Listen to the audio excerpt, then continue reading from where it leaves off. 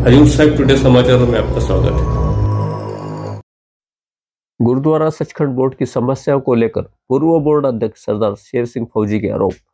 कहा जमीनें नहीं दी गई इसलिए बोर्ड बर्खास्त किया गया था। आज भी रवैया कायम। गुरुद्वारा बोर्ड के चुनाव करवाने की शेर सिंह फौजी की भी मांग। आइए अब विस्तार से जानते हैं।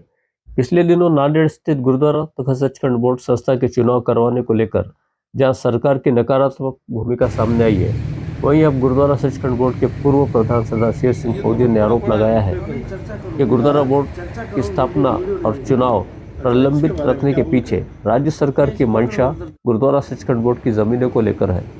गुरुद्वारा संस्था जमीनें नहीं दे रही है, इसलिए सरकार ने ये रवैया अपनाया हुआ है।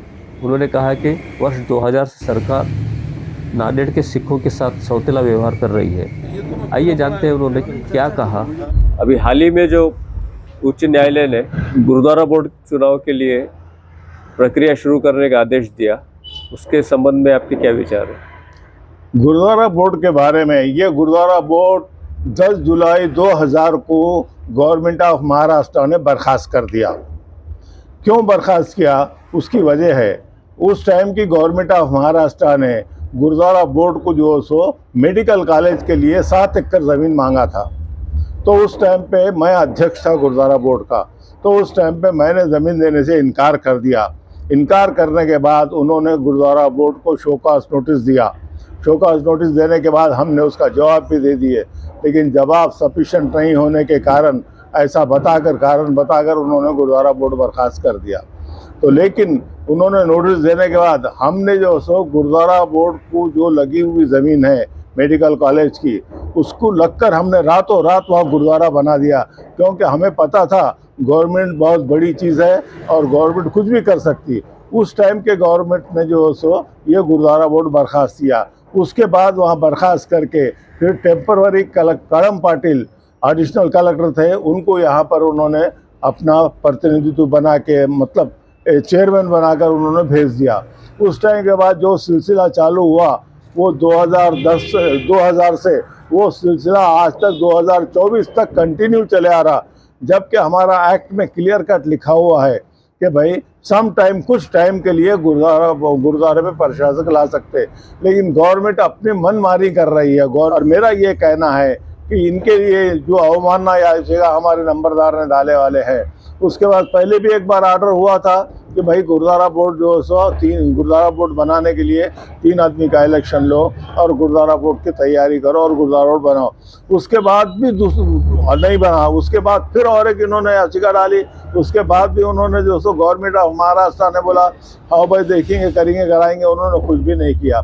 तो हमारा ये कहना है कि अवमानना नोटिस के बाद भी अवमानना नोटिस निकली, उसके बाद भी वहाँ जो मेन सेक्रेटरी है, चीफ सेक्रेटरी है, उनको नोटिस छोड़ा गवर्नमेंट हाई कोर्ट ने कि भाई ये 2 महीने 15 दिन के अंदर इसका निकालो, नहीं तो हम अवमानना के ऊपर एक्शन लेंगे तुम्हारे ऊपर। उसके बाद भी सरकार के ऊपर कोई जू नहीं चढ़ती, क्योंकि सिख समाज एक क्या है, एक प्रतिनिधित्व करता है, लेकिन यहाँ गुरु गोविंद सिंह महाराज का गुरुद्वारा होने के नाते यहाँ सिख समाज क्या है, ज़रा कम मेजॉरिटी में होने की वजह से यहाँ कोई सुना नहीं जाता।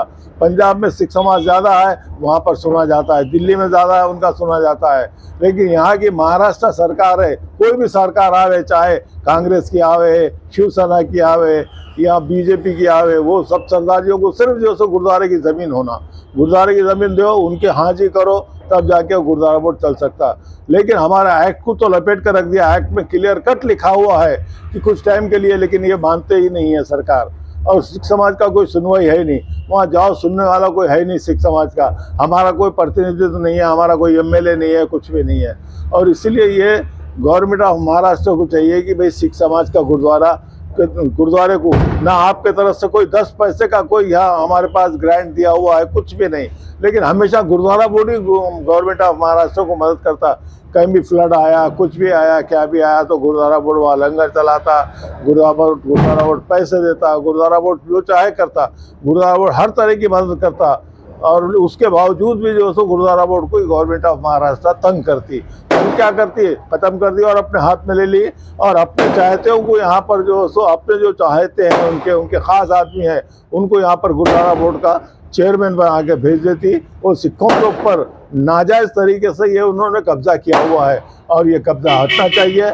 और मैं सब पूरी नांदेड़ की जनता से और सिख समाज से निवेदन करूंगा कि इसके लिए जो समारोह को या नोटिस दे कलेक्टर को और वहाँ पर धरना आंदोलन करे कलेक्टर ऑफिस के सामने।